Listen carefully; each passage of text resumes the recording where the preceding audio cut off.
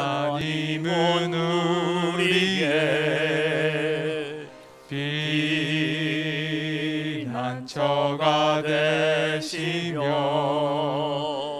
환난 중에 우리의 힘과 도움이시라.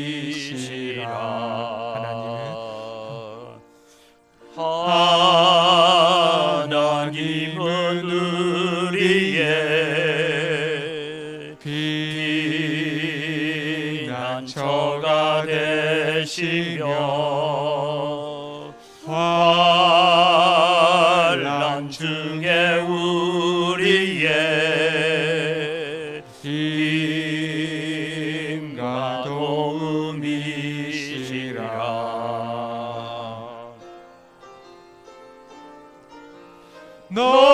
너희는 가만히 있어 주가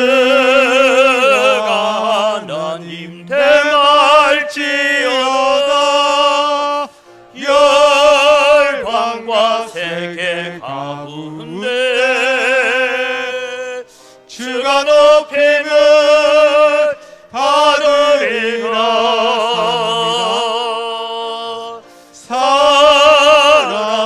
사랑합니다 내 아버지, 찬양합니다 내 온 맘 다하여 선포합니다 예수 그리스도. 주님 오심을 기다리며. 이 시간 지난 한 주간에 우리의 삶을 돌아보면서 하나님 앞에 서기를 원합니다.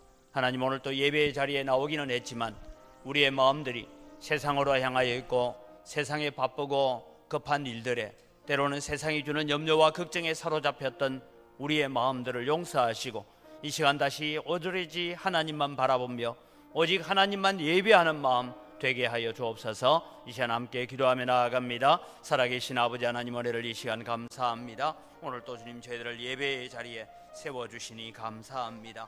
오늘 또 주님이 우리의 삶을 돌아봅니다. 한 주간 동안 우리의 삶 가운데서 우리가 하나님께 영광 돌리고 하나님의 뜻을 따라 살지 못하고 늘 세상의 염려와 걱정에 사로잡혀서 억눌려 살았던 우리의 연약함과 우리의 죄를 용서하여 주시옵기를 간절히 바라옵고나옵니다. 오늘 또 주님이 예배를 통하여 하나님이 내 인생의 주인이시고 내 호흡의 주인이심을 저희들이 기억하며 주님 앞에 서는 거룩한 시간 되게 하여 주시옵소서. 살아계신 아버지 하나님, 오늘도 저희들을 예배자로 불러주시니 감사합니다. 우리의 삶은 도무지 하나님 앞에 나올 수도 없는 연약하고 악한 죄에 빠졌던 저희들인 것을 고백합니다. 하나님, 우리가 마음으로 행동으로 저지른 모든 죄를 이 시간도 십자가의 보혈로 씻어 주시옵소서. 마음으로 하나님의 말씀과 멀어져 있었던 우리의 삶을 용서하여 주시옵소서. 오늘도 이 예배를 통하여서 우리가 하나님 앞에 얻고자 하는 것은 내 호흡의 주인이요 내 삶의 주인은 하나님이심을 고백하는 그런 거룩한 시간이 되게 하여 주시옵소서. 모든 순서를 통하여서 하나님 홀로 영광 받으시고 우리는 또 말씀을 깨닫고 그 말씀 가지고 세상을 나가서 세상을 이기고 죄를 이기고 우리 마음속에 일어나는 모든 악한 생각과 욕망들을 능히 이기고 세상의 빛과 소금으로 살아갈 수 있는 능력을 저희들에게 허락하여 주시옵소서. 감사합니다. 예수님의 이름으로 기원드리옵나이다. 아멘. 신앙 고백합니다. 나는 전능하신 아버지 하나님, 천지의 창조주를 믿습니다. 나는 그의 유일하신 아들 우리 주 예수 그리스도를 믿습니다. 그는 성령으로 잉태되어 동정녀 마리아에게서 나시고 본디오 빌라도에게 고난을 받아 십자가에 못 박혀 죽으시고 장사된 지 사흘 만에 죽은 자 가운데서 다시 살아나셨으며 하늘에 오르시어 전능하신 아버지 하나님 우편에 앉아 계시다가 거기로부터 살아있는 자와 죽은 자를 심판하러 오십니다. 나는 성령을 믿으며 거룩한 공교회와 성도의 교제와 죄를 용서받는 것과 몸의 부활과 영생을 믿습니다. 아멘.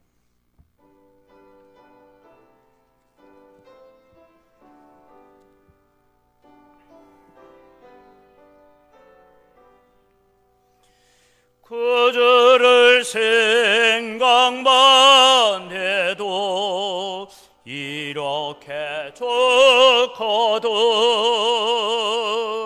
주 얼굴 배울 때에야 얼마나 좋으랴. 만민의 구주 예수의 귀하신 이름은 천재의 있는 이름주 비할 데 없도다. 참 회개하는 자에게 소망이 되시고 구하고 찾는 자에게 기쁨이 되신다. 예수의 넓은 사랑을 어찌다 말하랴. 주 사랑받은 사람만 그 사랑 알도다. 사랑의 구주 예수여 내 기쁨 되시고 이제로부터 영원히 영광이 되소서. 아멘.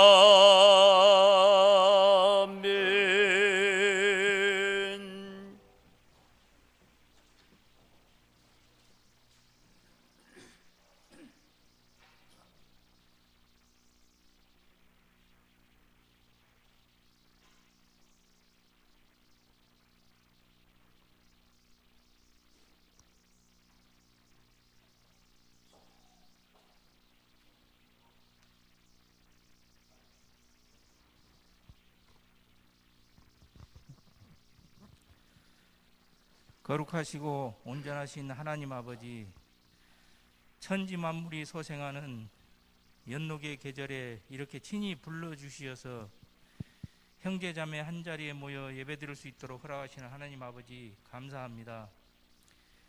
늘 우리에게 긍휼을 베풀어 주시는 하나님, 한 주간 말씀을 가까이 하지 못하고 세상 가운데서 찬양하지 못하고 기도하지 못하고 전하지 못한 부족한 저희들을 용서하여 주시옵소서.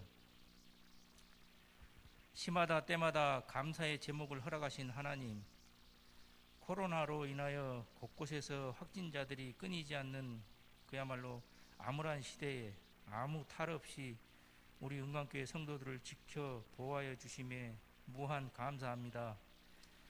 건강한 삶을 허락하시어 이렇게 주일 예배를 드릴 수 있는 은혜 주심에 감사합니다. 각 가정마다 급한 소식 들리지 않도록 가정에서나 일터에서 또한 나 어느 곳에 있든지 감사의 제목이 넘치는 날들을 허락하여 주시옵소서. 연약한 저희들을 위로하시고 치유하시는 놀라우신 여호와 라파의 하나님, 몸이 불편하여 주님 전에 나오지 못하고 함께 예배드리지 못한 성도들을 기억하셔서 부디 피 흘리신 손으로 어루만져 주시고 그분으로 인하여 소리 높여 찬양하며 말씀으로 은혜 받고 목청껏 기도할 수 있는 우리 은광교회 성도들을 다 되게 하여 주시옵소서. 우리를 부르시는 하나님, 하나님의 원하시는 대로 은광교회 모든 지체들이 각각 주신 달란트로 지체를 각각 몸에 두신 하나님의 뜻을 헤아려 아름답게 교회를 섬기며 서로를 납게 여기며 사랑하는 주님 앞에 괴로우나 즐거우나 주님만 힘써 섬기는 놀라운 문광교회 성도들 다 되게 하여 주시옵소서. 찬양 중에 거하시는 하나님, 늘 아름다운 찬양이 흘러넘치는 교회 되기를 소원합니다. 우리 찬양대를 붙들어 주시고 새롭게 하여 주시옵소서. 성령님 함께 하심으로 배우면서 은혜가 넘치는 찬양대가 될 수 있도록 허락하여 주시옵소서. 찬양을 듣는 자들에게는 아름다운 찬양으로 내 삶이 변화되게 하시고 넘치는 은혜로 전하고 또 전하는 주님의 제자들이 다 되게 하여 주시옵소서. 권능의 하나님을 찬양합니다. 말씀을 선포하시는 장영돈 담임 목사님을 강건히 붙들어 주시옵소서. 선포하시는 말씀들이 우리의 심령 깊은 곳에 스며들게 하시고 받은 말씀으로 세상 가운데서 분별의 능력을 더하여 주시어서 나 어느 곳에 있든지 승리하게 하여 주시옵소서. 함께 하시는 교육자님들께도 능력을 더하여 주시옵소서. 이 모든 말씀 우리 주 예수 그리스도의 이름으로 기도드리옵나이다. 아멘.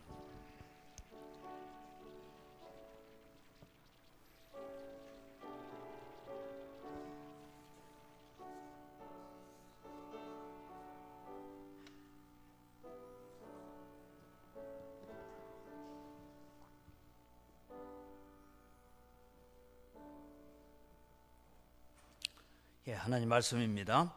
창세기 30장 25절에서 43절까지의 말씀입니다. 창세기 30장 25절에서 43절까지 봉독하겠습니다. 라헬이 요셉을 낳았을 때에 야곱이 라반에게 이르되 나를 보내어 내 고향 나의 땅으로 가게 하소이되 내가 외삼촌에게서 일하고 얻은 처자를 내게 주시어 나로 가게 하소서. 내가 외삼촌에게 한 일은 외삼촌이 아시나이다. 라반이 그에게 이르되 여호와께서 너로 말미암아 내게 복 주신 줄을 내가 깨달았노니 내가 나를 사랑스럽게 여기거든 그대로 있으라. 또 이르되 네 품삯을 정하라. 내가 그것을 주리라. 야곱이 그에게 이르되 내가 어떻게 외삼촌을 섬겼는지 어떻게 외삼촌의 가축을 쳤는지 외삼촌이 아시나이다. 내가 오기 전에는 외삼촌의 소유가 적더니 번성하여 때를 이루었으니 내 발이 이르는 곳마다 여호와께서 외삼촌에게 복을 주셨나이다. 그러나 나는 언제나 내 집을 세우리이까. 라반이 이르되 내가 무엇으로 내게 주랴. 야곱이 이르되 외삼촌께서 내게 아무것도 주시지 않아도 나를 위하여 이 일을 행하시면 내가 다시 외삼촌의 양떼를 먹이고 지키리이다. 오늘 내가 외삼촌의 양떼에 두루 다니며 그 양 중에 아롱진 것과 점 있는 것과 검은 것을 가려내며 또 염소 중에 점 있는 것과 아롱진 것을 가려내리니 이 같은 것이 내 품삯이 되리이다. 후일에 외삼촌께서 오셔서 내 품삯을 조사하실 때에 나의 의가 내 대답이 되리이다. 내게 혹시 염소 중 아롱지지 아니한 것이나 점이 없는 것이나 양 중에 검지 아니한 것이 있거든 다 도둑질한 것으로 인정하소서.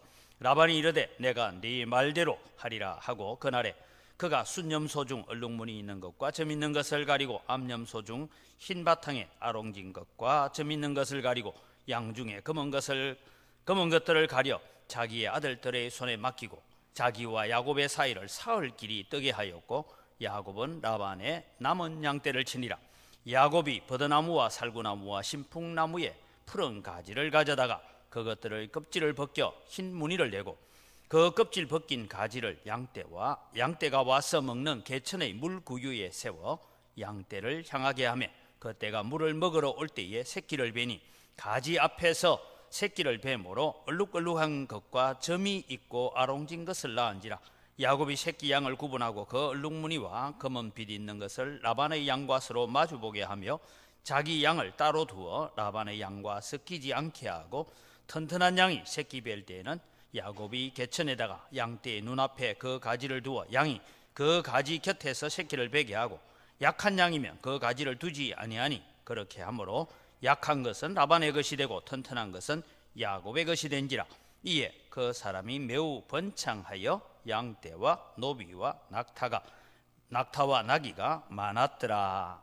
아멘.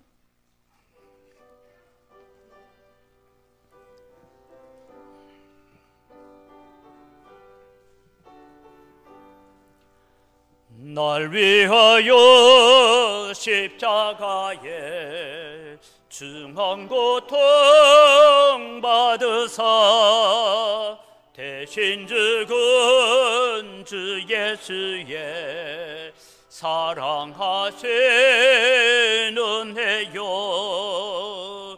보배로운 피를 흘려 영영 죽을 죄에서 구속함을 받은 우리 어찌 찬양하날까. 예수 안에 있는 우리 한량없이 즐겁고 주 성령의 외로함이 마음속에 차도다. 천국 음악 소리 같은 은혜로운 그 말씀 꺼냄없이 듣는 우리 어찌 찬양하날까.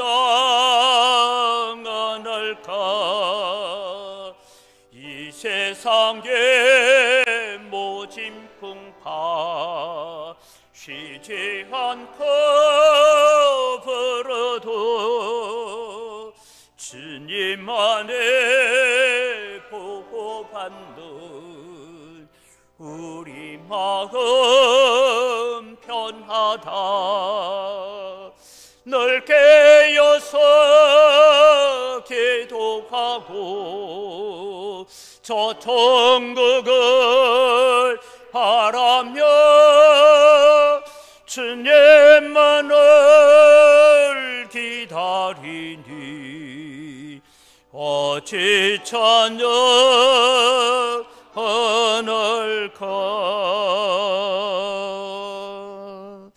우리의 찬양을 받으시는 아버지 하나님 감사합니다. 오늘도 우리가 찬양한 것처럼 날마다 주님 앞에 부름받는 그날까지 감사의 찬송을 드리고 기쁨의 찬양을 하며 걸어가는 우리의 믿음이 되고 거룩한 삶이 되게 하여 주시옵소서. 이 시간도 저희들이 하나님 말씀 듣기를 원합니다. 우리의 마음의 귀를 열어서 말씀을 들을 때에 깨닫는 지혜를 주시고 또 이 지혜를 가지고 세상을 분별할 수 있는 은혜를 우리에게 허락하여 주시옵소서. 오늘도 주님 저희들과 함께 하신 주님 감사합니다. 예수님의 이름으로 기도드립니다.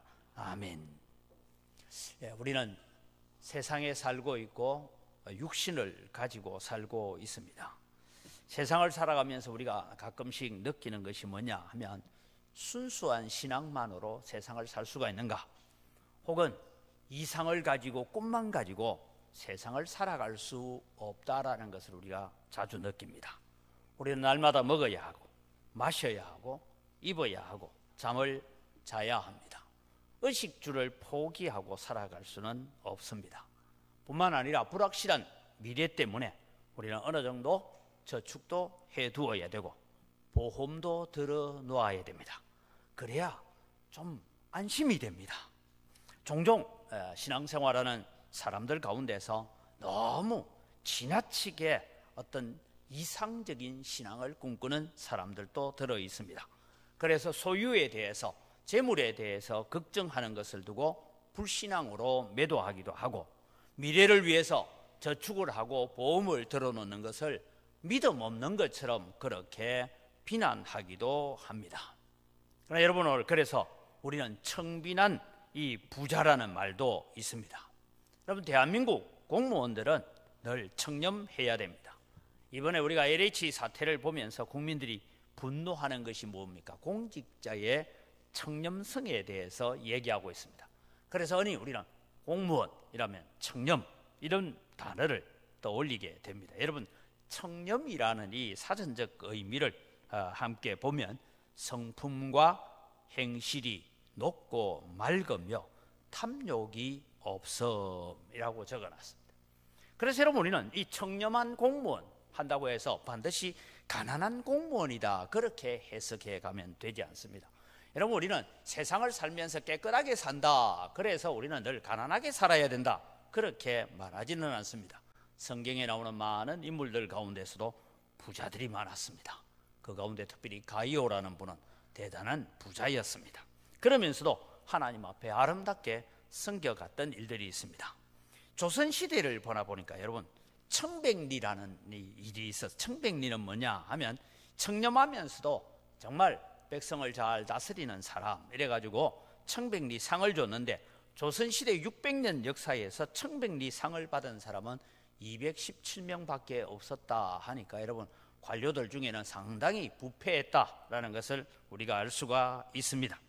우리나라 정부도 이 청백리 정신을 받아서 1981년부터 청백리 상을 공무원들에게 표창을 하고 있습니다. 그런데 이번에 LH는 공무원은 아니죠. 그렇지만 이런 사태를 가만히 보면서 느끼는 것은 글쎄 이런 생각을 가질 수가 있습니다. 여러분, 오늘 우리가 많은 재물을 가지고 있다고 해서 죄가 아닙니다. 우리에게 가장 중요한 것은 우리에게 주어져 있는 구원이라는 것입니다. 다르게 말하면 베델에서 하나님이 나를 만나주시고 나를 인쳐주시고 너는 내 것이다, 내가 너를 구원했다라고 인정하셨다는 것입니다. 그러나 여러분, 오늘 우리가 세상을 살아가면서 내가 구원받았다 그것 하나만 가지고 세상을 우리가 살아갈 수는 없습니다. 그래서 우리에게 필요한 직업이 있어야 되고, 직장도 있어야 되고, 가정도 있어야 되고, 자녀도 있어야 되고, 이러한 것을 또 유지해 가면서 살아가려고 하면 무엇이 필요합니까? 돈이라는 것, 재물이라는 것이 필요한 것입니다. 그런데 우리가 살다 보면 이 재물이라는 것 때문에 죄를 지을 때도 있고, 어떤 경우에는 마음에도 없는 거짓말을 해야 될 때도 있습니다. 부정한 방법인 줄 알면서도 눈을 질끈 감고 움켜잡아야 될 때도 있습니다. 예배를 드려야 된다는 걸 뻔히 알면서도 우리는 때로는 이 재물 때문에, 돈 버는 것 때문에 예배를 빠져야 될 때도 있습니다. 때로는 어떤 사람은 부에 대한, 세상의 물질에 대한 지나친 욕심 혹은 지나친 높은 목표를 세워놓았기 때문에 믿음 생활이 흔들리고 있는 사람들도 보게 됩니다. 이런 고민을 가지고 있는 사람이 누구냐 하면 하란에 살고 있는 야곱입니다. 그러니까 여러분, 야곱은 우리와 똑같은 사람입니다. 그래서 우리가 지금 오늘 말씀을 통해서 하란이라는 세상을 살아가고 있는 성도는 어떻게 살아야 됩니까? 하고 있는 이 야곱의 고민을 오늘 우리가 가지고 있는 고민으로서 오늘 말씀을 통해서 살펴보려고 합니다. 세상을 살아가는 오늘 성도들은 이 야곱을 보면서 우리는 어떤 삶을 살아가야 된다라고 하나님께서 말씀하고 계시는가 하는 것입니다.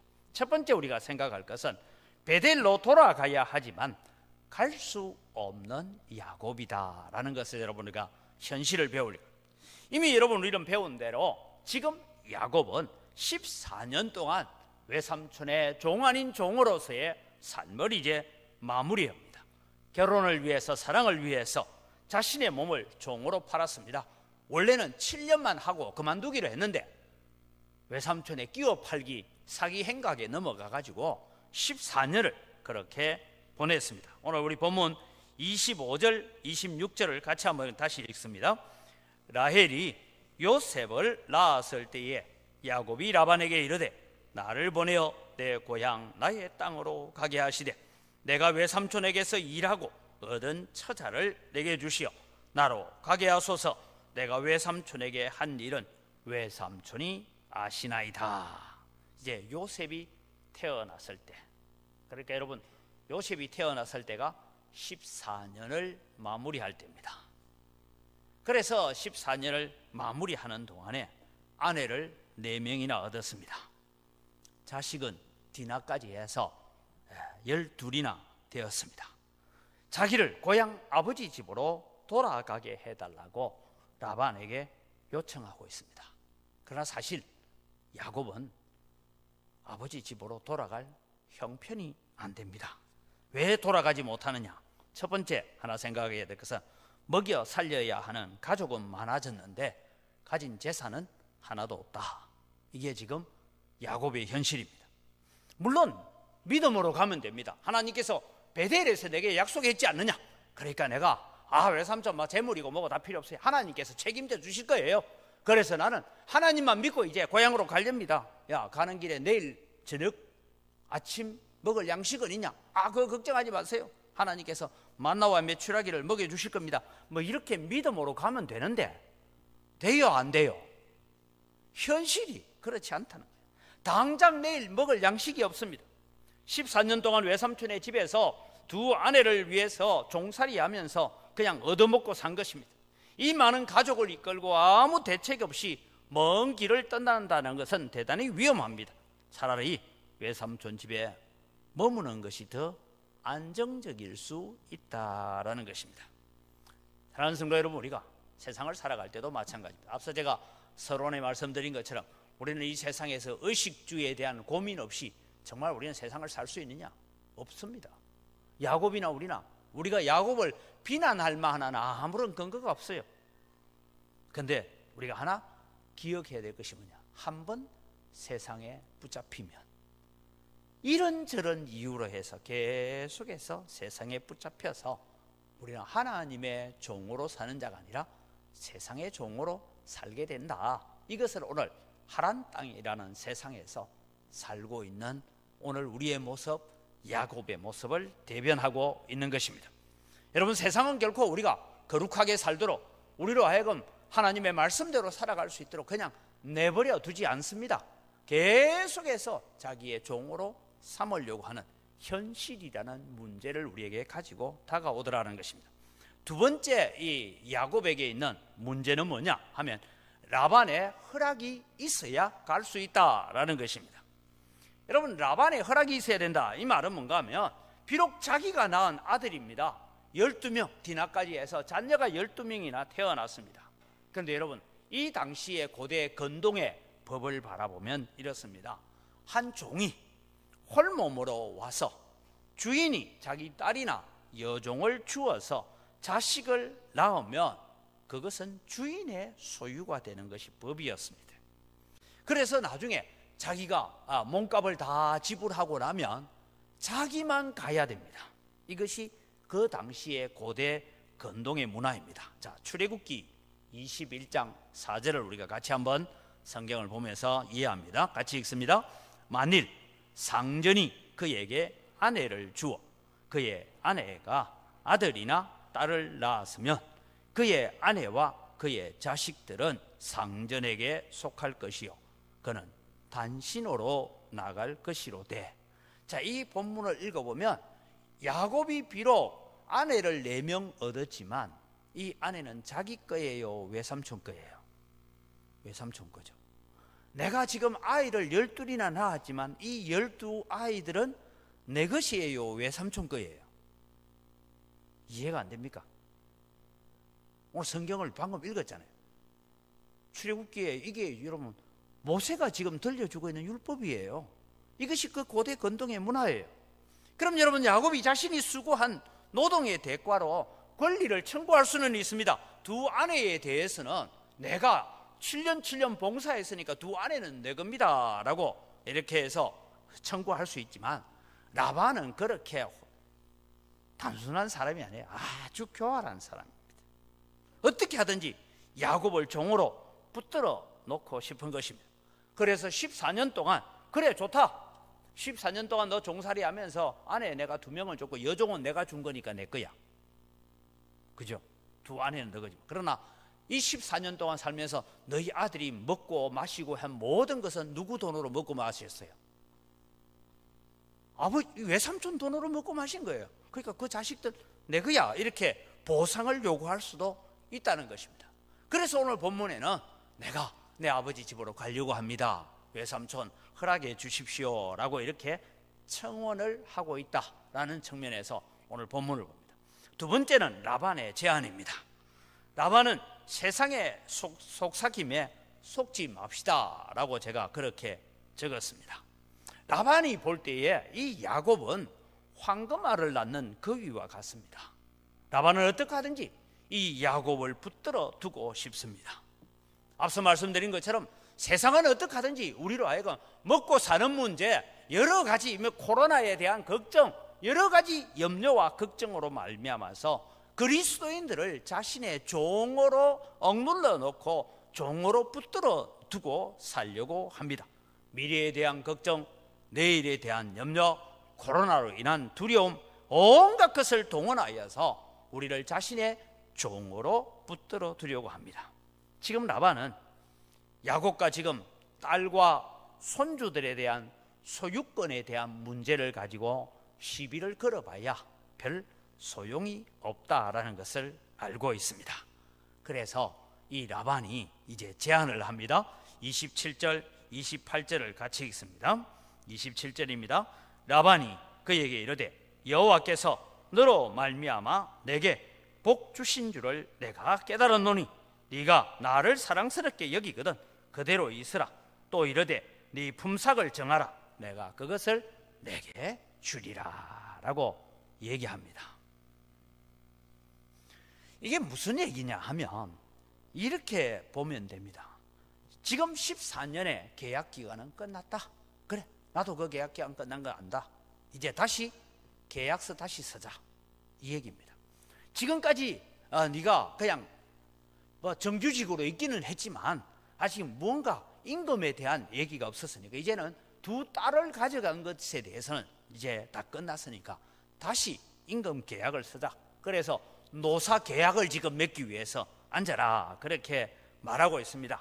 그러면서 여호와께서 너로 말미암아 내게 복 주신 줄 나도 안다. 그리고는 야곱을 칭찬하면서 기분 좋게 합니다. 그리고 네가 나를 사랑스럽게 여기거든 그대로 있으라. 그리고 품삯을 정해라. 그래서 계약서를 다시 쓰려고 합니다. 그 이면에는 이런 말이 있습니다. 너 가려고 해봐야 땡전 한 푼 없는데 그냥 여기 머물러 있어라. 내가 임금을 줄게, 먹고 살게 해줄게. 이 얘기를 지금 하고 있는 것입니다. 이 라반의 말 속에 저는 이런 의도를 포함하고 있다라고 생각합니다. 같이 읽습니다. 여기서도 하나님의 은혜가 나타나지 않느냐? 여기도 하나님을 예배할 수 있지 않느냐? 굳이 아버지 집으로 가야 할 이유가 무엇이냐? 이제 품삯을 줄 테니 여기서 하나님 섬기며 살아라. 여러분, 이 말을 읽어보면 아브라함이 이삭을 데리고 절대로 하란 땅에 가지 말라 한 의미가 무엇인가를 우리에게 들려주고 있다라는 것입니다. 야곱에게 갈등이 무엇입니까? 아버지 집으로 가나안 땅으로 가야 하나 말아야 하나, 그건 고민거리가 아니에요. 가야 하는 거 맞아요. 그건 사실이고 분명한 하나님의 명령이고 분명한 하나님의 언약인 줄 압니다. 그러나 분명한 사실은 처음에는 여기서도 신앙생활을 잘 할 줄 알았습니다. 하란에서도 하나님을 잘 섬기며 예배하고 살 수 있을 줄 알았습니다. 그런데 살아보니 그것이 전혀 안 되더라는 것입니다. 14년 동안 양떼를와 실험하고 아내들과 싸우고 자식들의 뒷바라지 하느라 신앙생활의 신자도 찾아보기 힘든 삶을 살아갔던 야곱입니다. 이 야곱에게 또 좀 더 머물러라 그러면서 여기서도 하나님을 섬길 수 있지 않느냐. 여러분, 우리가 지금 비대면 예배 이런 말이 나와가지고 온라인으로도 예배합니다. 오늘 또 이 영상이 지금 나가면서 예배에 참여하는 사람들도 있어요. 그때 우리는 마귀가 우리에게 하는 얘기가 뭡니까? 야, 영상으로 예배 참여해도 되잖아. 그건 뭐 잘못이야? 잘못 아니에요. 우리의 형편과 상황 따라서 우리는 영상으로 예배 참석할 수도 있고 온라인 예배에 참여할 수도 있습니다. 그러나 그 예배가 하나님 기뻐하시는 온전한 예배냐 아니냐 하는 문제는 또 다른 문제예요. 하나님께서 원하시는 예배는 뭐냐? 네 몸을 내게 보이라 하잖아요. 하나님은 무엇 때문에 1년에 3차례씩 너희들의 몸을 내 앞에 보이라고 말씀하고 있느냐라는 것이죠. 그런 측면에서 오늘 또 여러분 우리는 우리의 신앙을 다시 점검해, 세 번째로 이제 다시 세상에 더 머무르기로 결정하는 야곱을 보게 됩니다. 앞서 말씀드렸다시피 야곱의 발목을 붙잡고 있는 것은 딱 한 가지였죠. 아주 현실적인 문제에 있습니다. 여기 계속 머물러 있으면 이 처자식들을 굶길 일은 없다. 그러나 지금 내가 베델로 가려고 하면 그 가는 길에는 먹고 살 수 있는 문제가 없다. 그래서 외삼촌한테 내가 나로 좀 가게 해 주십시오. 이 말에는 내가 거기까지 가는 동안에 아버지 집에까지 가는 동안에 먹을 양식이나 식량도 좀 주십시오라는 얘기가 말은 안 하지만 그것이 포함되어 있는 거예요. 14년 동안 그는 먹고 사는 문제는 해결했습니다. 비록 돈은 모으지 못했지만 그렇게 살았습니다. 집으로 간다고 해야 이제 아내 4명과 12명의 자식들을 데리고 아버지 집에까지 가는 동안에 필요한 양식을 가지고 갔다 할지라도 다시 고향에 가면 누구의 종이 되어야 됩니까? 형 S의 종으로 눈치나 보면서 살아야 됩니다. 너 14년 동안 가가지고 왔더니만. 그러니까 여러분 이게 꼭 보니까 흥부 얘기 같잖아요. 흥부 얘기가 똑같아요. 어차피 가봐야 형의 눈치를 보고 살아가야 되는 것입니다. 이제는 하나님을 만나고 싶습니다. 그러나 현실적인 문제는 그렇지 않더라는 것입니다. 사랑하는 성도 여러분, 우리가 때로는 하나님, 내가 교회 가서 예배하고 싶습니다. 하나님을 섬기고 싶습니다. 하나님께 헌신하고 싶습니다. 그렇게 우리가 은혜를 받고 결정을 하고 그렇게 믿음으로 헌신하고 나도 여러분 가정에 딱 돌아가는 순간 눈앞에 닥쳐있는 현실들이 우리로 하여금 그 헌신과 다짐을 무너지게 만들지 않습니까? 이런 현실을 오늘 우리가 살고 있는 거예요. 그러나 여러분, 분명하게 아버지 집으로 베델로 가야 되는 것은 사실이지만 현실은 내 발목을 붙잡고 있습니다. 제가 에셉시 간사로 있을 때에 대학생 사역을 할 때 종종 이런 일들을 경험했습니다. 학생 시절에 그렇게 뜨겁고 신앙이 좋았던 친구들이 있습니다. 근데 이제 졸업을 하고 취직을 하고 회사를 다니기 시작하면서 어떤 모습을 보느냐, 학교에서 에셉시 룸에서 같이 기도하고 할 때는 천국을 사는 것 같아서 온실이에요. 그러나 세상을 나가보니까 세상은 여러분 그냥 온실이 아닙니다. 그래서 세상 속에 살다 보니까 신앙도 잊어버리고 믿음도 잃어버리게 됩니다. 그래서 또 후배들이 욕을 합니다. 저 선배는 말이야 믿음으로 살아야 된다고 우리한테 그렇게 가르쳐더니만은 졸업하고 나가더니 신앙은 다 잃어버리진 않다. 주일날 교회는 다니는데 그 뜨겁던 열정은 어디 가고 없대. 그렇게 욕을 합니다. 그런데 문제는 여러분, 그렇게 욕하던 자기도 대학 졸업하고 또 직장에 나가서 사회생활을 해보니까 욕했던 선배의 모습을 그대로 답습해 가고 있는 그런 세상의 속물이 되어지는 자기들을 발견하게 될 때가 많이 있습니다. 사랑하는 성도 여러분, 먹고 사는 것이 무엇이 문제입니까? 재물이 문제입니까? 오늘 여기서 우리는 신앙이라는 것은 이론에만 그치면 그것은 신앙이 아니라는 것입니다. 신앙은 언제나 우리에게 현실적인 문제와 부딪히게 됩니다. 그 현실적인 문제와 부딪혀 갈 때에 나는 어떤 믿음으로 살아야 되느냐 하는 것을 결단하는 것이 참 신앙이라는 것입니다. 여러분, 우리는 종종 교회에서 돈 문제를 거론하는 것 자체가 속물적인 것처럼 생각하는 그런 사람들이 들어 있습니다. 그렇게 거룩한 사람이라면 밥도 안 먹고 살아야 됩니다. 우리는 한 끼만 제대로 먹지 못해도 화가 나고 분노가 납니다. 그러면 그리스도인들에게 물질을 소유한다라는 것이 무엇을 의미하고 있는가 하는 것을 오늘 본문을 통해서 우리는 살펴야 됩니다. 우리가 이 땅에 무엇을 소유한다는 것은 우리의 신앙을 점검할 수 있는 잣대가 되어진다라는 것입니다. 다르게 말하면 소유하는 재물 자체가 목적이 되면 안 되고 이 소유와 구원의 순서가 뒤바뀌었어도 안 된다는 것입니다. 외삼촌은 압니다. 야곱은 내가 말리지 않아도 못 간다는 거 압니다.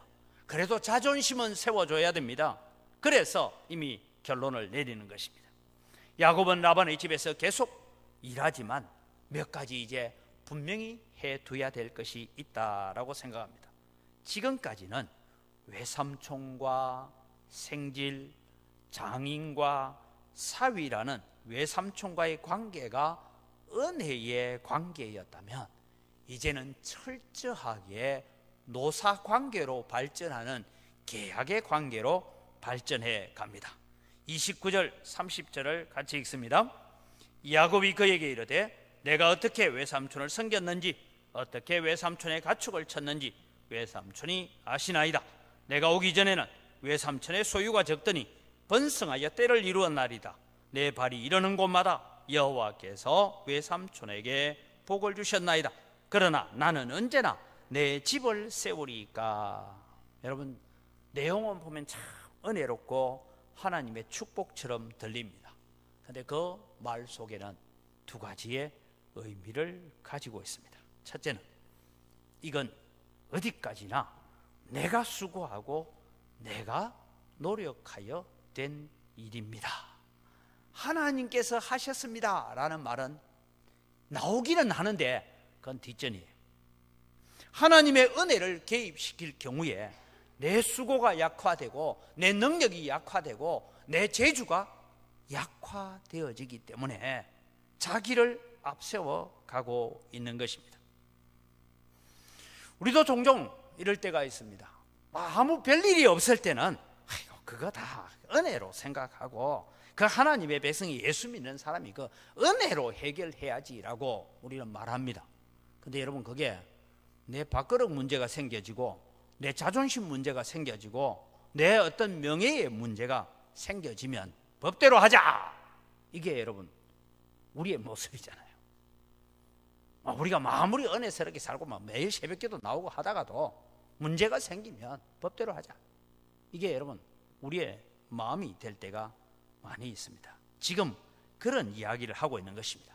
다르게 말하면 야곱의 하란에 사는 모습 가운데서 예수 믿는 자의 모습, 그리스도인의 모습, 베델에서 하나님의 약속을 받은 자의 모습을 가지고 있느냐? 없다. 이 얘기를 지금 성경은 계속해서 해가고 있는 것입니다.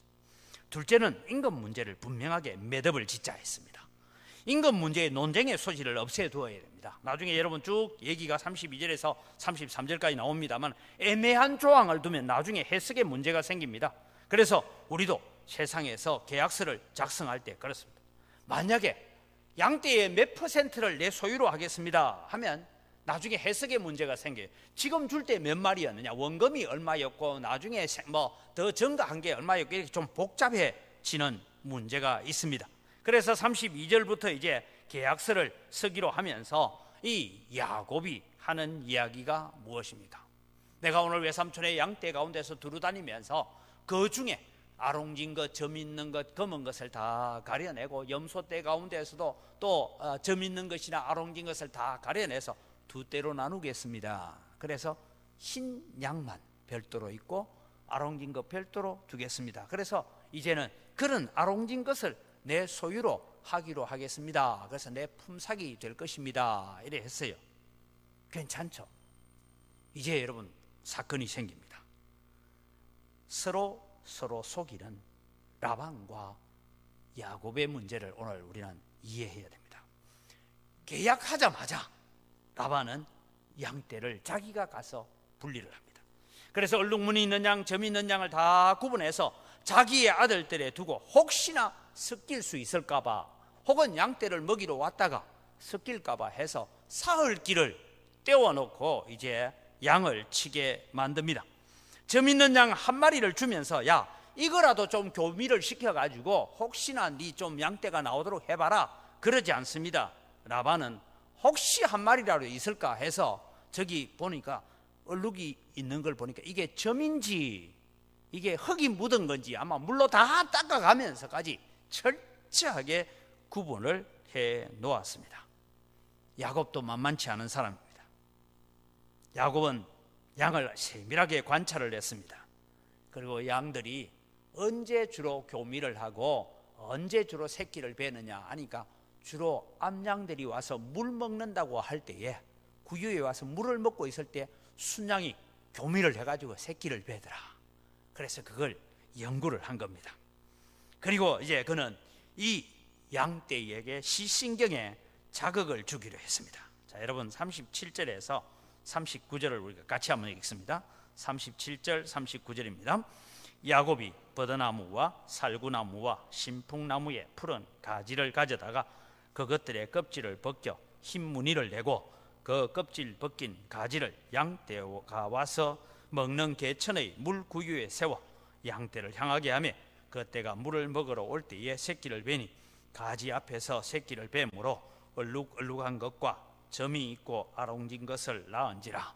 나중에 뒤에 나오는 튼튼한 양이 새끼를 뵐 때는 가지를 놔두고 비실비실한 양이 새끼를 뵐 때는 싹 치워버리고, 그랬더니 튼튼한 양은 다 야곱게 되고 비실비실한 양은 다 라반께 됐다.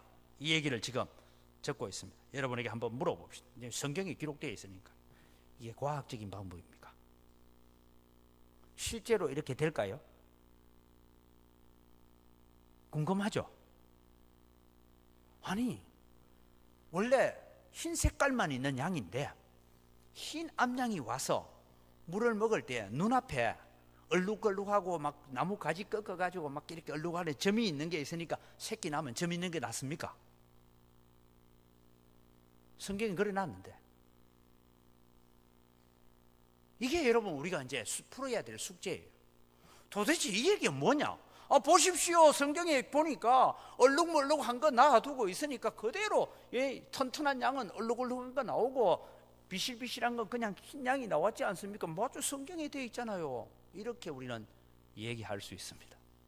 의사 선생님, 이게 과학적이에요? 아니죠. 우리가 흔히 학교 다닐 때 멘델의 유전 법칙이라는 걸 배웠습니다. 이건 여러분 전혀 과학적이지 않습니다. 이건 여러분 미신이에요, 미신. 어떻게 하든 나는 수단과 방법을 가리지 않고 내 양떼를 좀 튼튼한 양을 많이, 외삼촌 양을 빼앗고 싶은 것입니다. 야곱은 자기의 지혜와 자기의 지식, 자기가 가지고 있는 능력, 자기가 알고 있는 모든 상식을 다 동원해서 자기의 소유를 늘려가고 싶은 것입니다. 야곱의 마음에는 라반에게 대한 분노가 가득합니다. 이 분노가 뭐냐?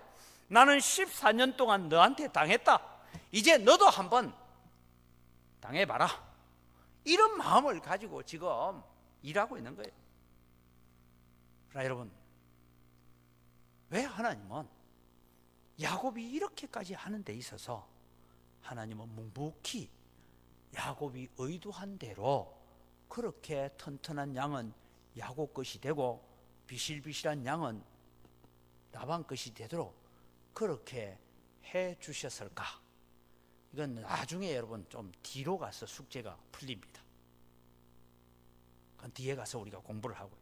중요한 것은 하나님께서 묵인하고 계시기는 하지만, 다르게 말하면 우리 성도들도 때로는 신앙적이지 않는 방법, 세속적인 방법, 부정한 방법으로 우리가 막 애쓰고 하면 때로는 그대로 돼요, 안 돼요?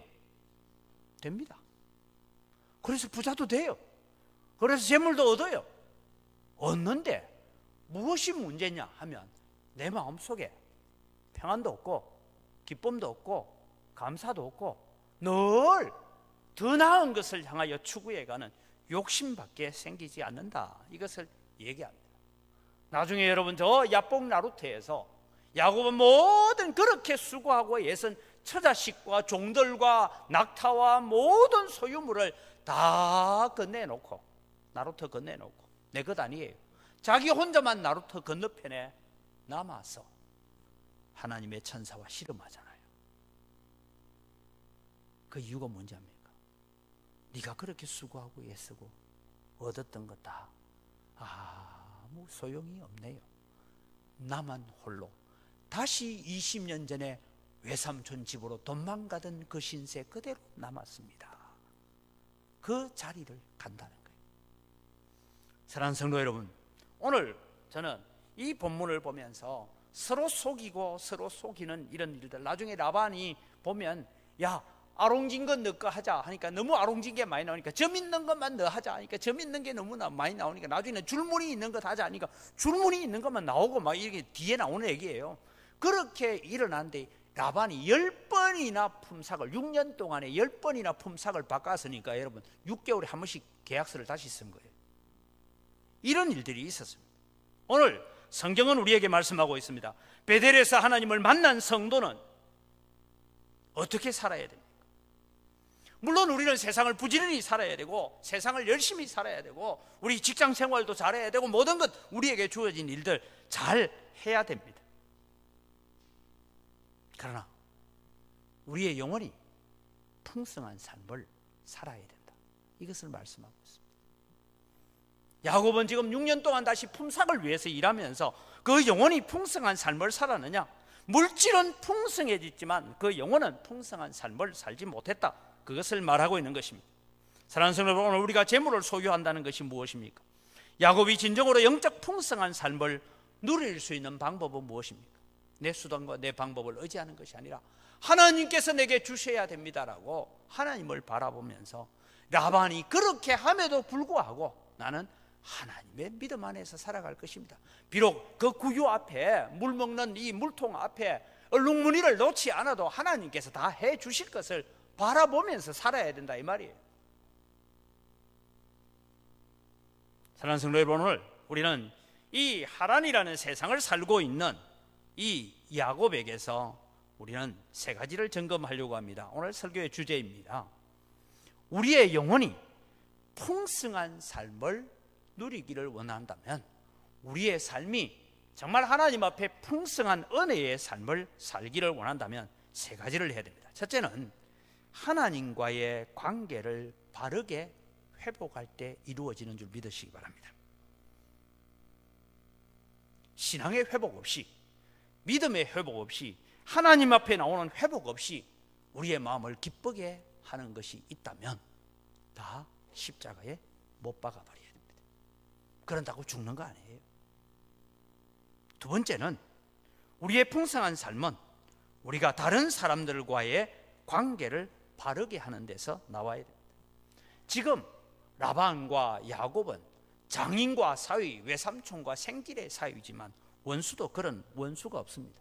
서로를 위해서 축복을 빌어주고 하는 그거 없습니다. 아마 야곱이 그렇게 하지 않았다 할지라도 아마 라반의 양떼도 튼튼한 양떼가 나오고 자신의 양떼도 튼튼한 양떼가 나오도록 그렇게 하나님께서 해 주셨을 것입니다.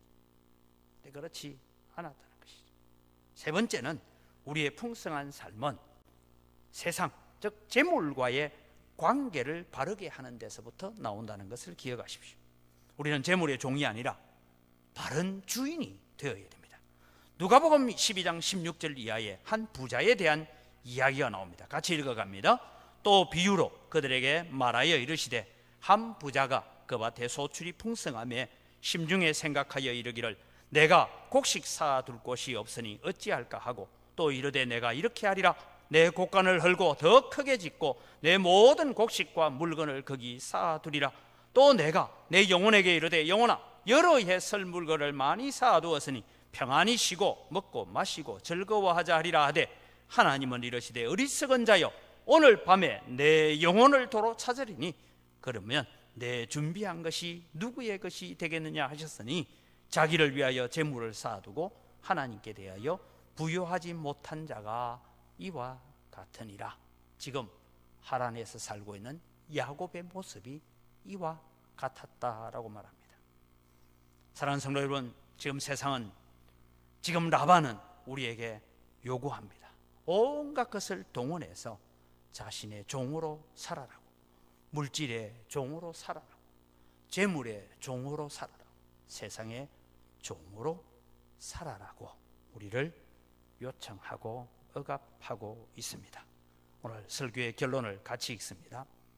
같이 읽겠습니다. 우리는 세상을 살고 있지만 하나님의 종입니다. 나를 사람의 종으로, 재물의 종으로, 소유의 종으로 자신을 드리지 마십시오. 나를 하나님의 종으로 드리면 사람이, 재물이, 명예가, 건강, 모든 것이 나의 종이 되어질 것입니다. 내가 하나님의 편이 되면 하나님은 벌써 내 편에 계실 것입니다. 세상을 살아가는 오늘 우리가 마음속에 새겨야 될 말씀이 이 야곱을 통해서 우리에게 들려주고 있습니다. 기도하겠습니다. 살아계신 아버지 하나님,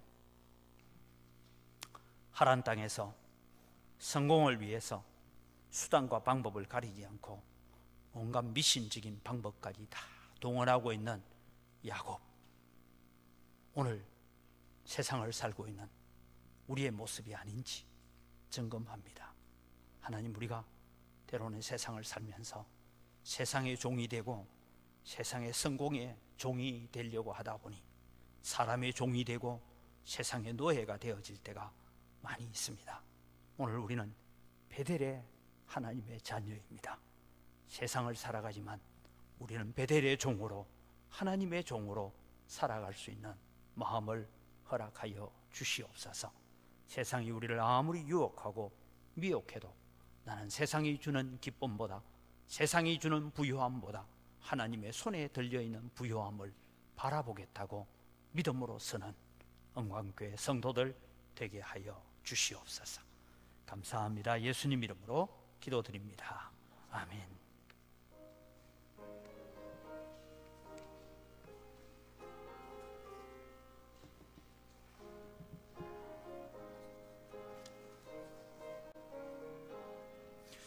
너 시험을 당해 재짓지 말고 너 용기를 다해 곧 물리치라.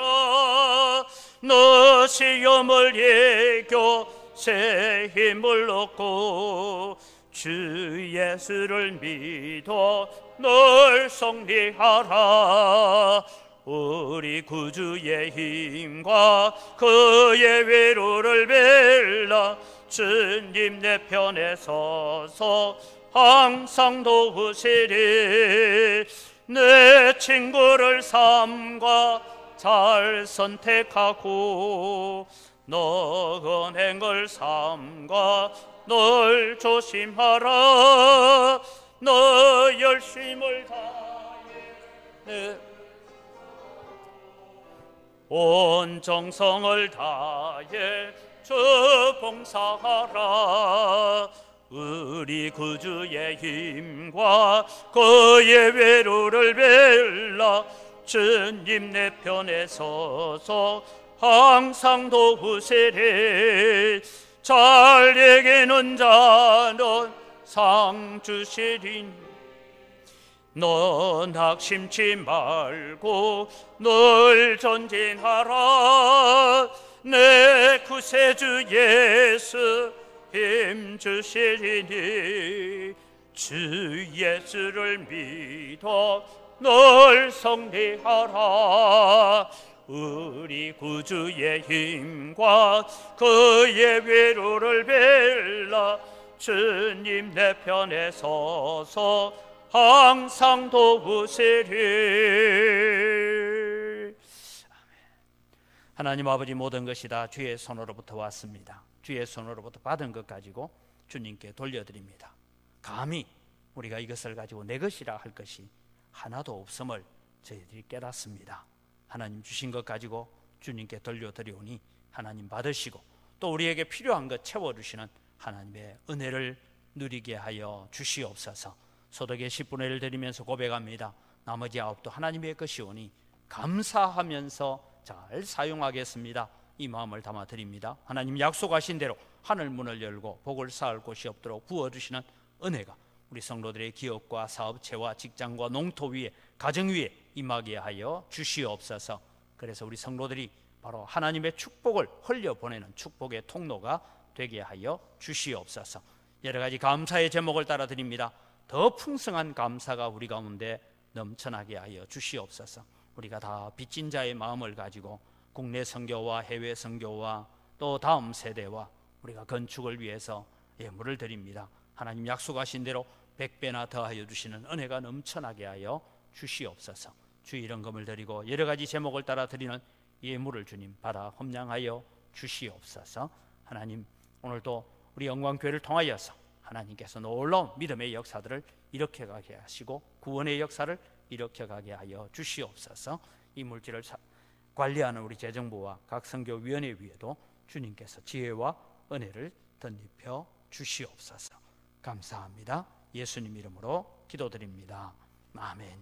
우리 주 예수 그리스도의 은혜와 하나님 아버지의 무한하신 사랑과 성령님의 교통하심과 위로 충만하심의 역사가 비록 우리가 이 세상에 발을 딛고 살지만 세상 사람처럼 사는 자가 아니라 우리는 하늘나라 백성으로, 천국 백성으로 하나님의 자녀로 세상에 하나님의 영광을 드러내는 삶을 살아가겠다고 다짐하는 주의 사랑하는 백성들의 머리 위에와 이들의 가정과 자녀들과 경영하는 모든 생업 위에 이제로부터 영원토록 항상 함께 있을지어다. 아멘.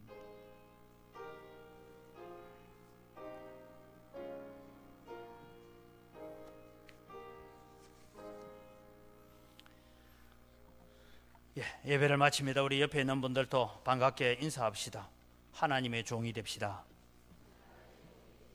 한 번 더 인사하겠습니다. 하나님의 종이 됩시다. 우리는 하나님의 종으로 살아갈 수 있기를 바랍니다. 예배 공지를 여러분 참고하셔서 또 우리가 예배 생활의 회복들을 위해서 기도하시고 기도 생활의 회복이 있기를 바랍니다. 오늘 토요일입니다. 초하루 새벽 기도가 있습니다. 한 달의 시작을 우리가 기도와 또 찬송과 말씀으로 시작할 수 있도록 기도해 주시고, 다음 주일은 어린이 주일입니다.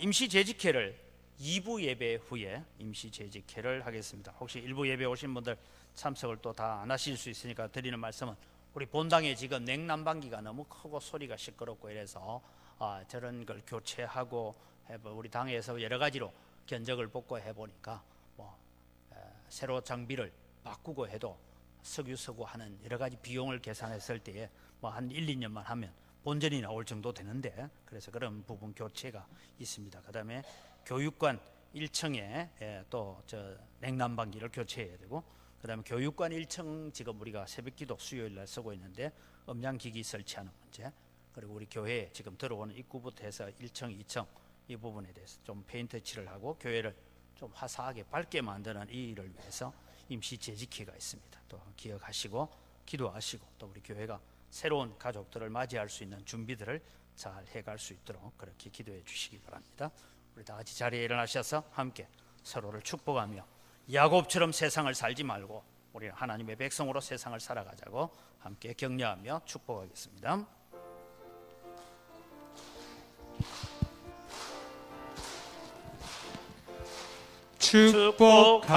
축복합니다. 주님의 이름으로 축복합니다. 주님의 사랑으로 이곳에 모인 주의 거룩한 자녀에게 주님의 기쁨과 주님의 사랑이 충만하게 넘치기를 서로 바라보면서 축복합시다. God bless you. God bless you. 축복합니다. 주님의 사랑으로 축복하고 사랑합니다.